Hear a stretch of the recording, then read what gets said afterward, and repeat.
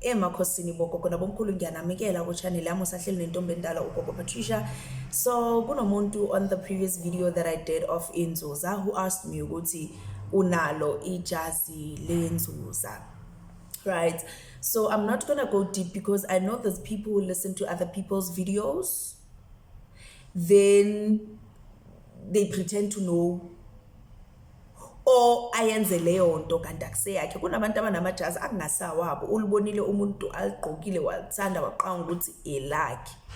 Right, so mina engizokusho ukuthi yebo eNzuza inawo amajazi wawo. Right, and I want to explain how others are tweaked.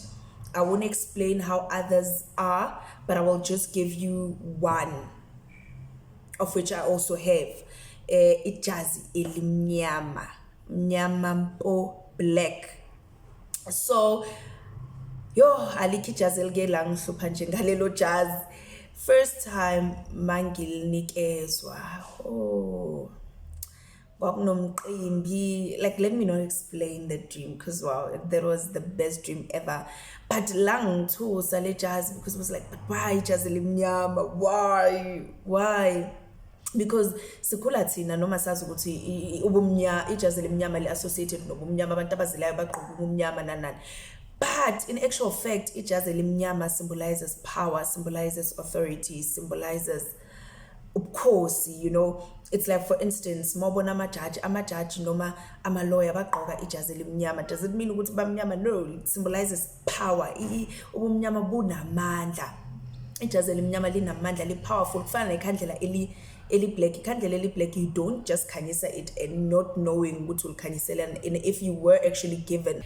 So omunye umuntu angathi hawu ikhandlela elimnyama gogo, yes ikhandlela elimnyama, but that's the thing, awukhanyisa ungazi ukuthi uyenzani, and awukhanyisa unganikezwanga because uzothinta into kanti it's not meant for you, kanti abantu bakho bona they're not given the power ukuthi balisebenzise, bese licindezela lawa makhendlela wonke owayenzayo noma licindezela yonke lento le wena bothi usuyilungisile empilweni yakho yesimoya. But ikhandlela elimnyama in actual fact liyakhanyisa. So yes, ijazi elimnyama likhona for eNzuza. I won't explain ukuthi elami linjani, I won't explain ukuthi amanye anjani. I'm just letting you know. It's your duty and your responsibility to listen to abantu abakho abadala ukuthi bona bathini. So thank you so much for tuning into my channel. Emakhosini lesedi khanya xa makunda uwe.